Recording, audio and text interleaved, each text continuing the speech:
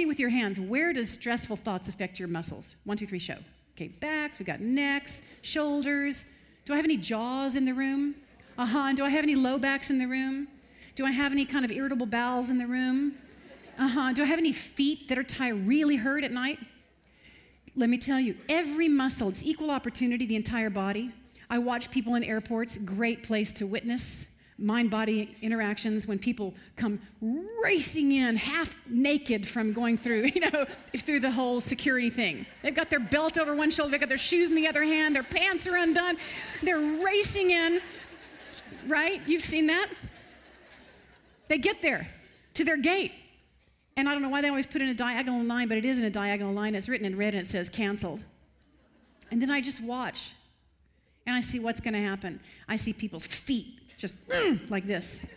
The metaphor of the feet doing this, I'm going to stand my ground. Nobody's going to push me over, right? That's what they say. And then I just watch because it's bound to migrate up. The backs of their legs tighten.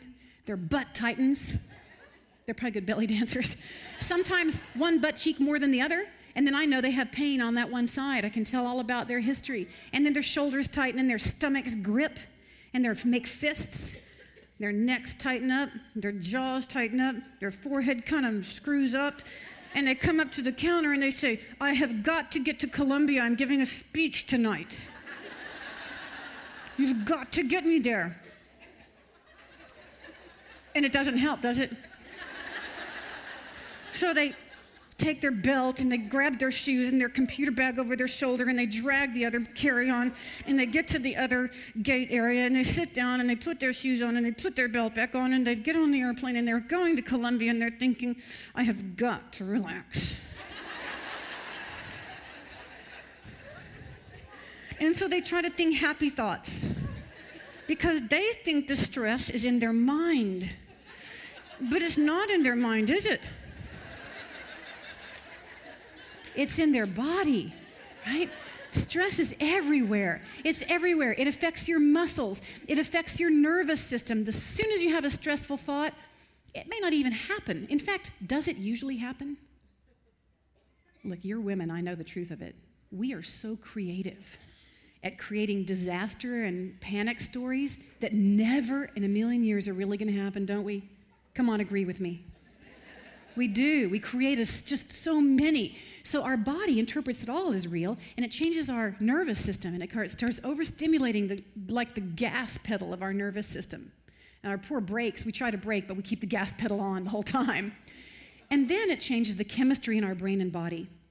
This is what my research is based on. It's the field of psychoneuroimmunology, which is a big word to say, that when you have a thought or feeling, it changes the whole pharmacy in your body. It changes chemicals like cortisol, adrenaline, noradrenaline. Changes chemicals like serotonin and beta endorphin. Have you heard of those before? Serotonin? Serotonin is the one that when you wake up, you feel happy for the day. When you don't have enough serotonin, you feel down, right? Beta endorphin is like the self-esteem chemical. It's a chemical your body makes. But when you're stressed, it doesn't make enough of it. You don't have enough self-esteem. You don't feel like getting out, going anywhere. This is from stress. You're changing your body's chemistry. When you allow your stressful thoughts to continue running through your mind, it creates more cortisol. You know what cortisol does? A lot of things. It's real important to have a normal amount, but when you have too much of it, cortisol, here's a few things. It creates inflammation in your cells. It creates inflammation that leads toward heart disease and diabetes.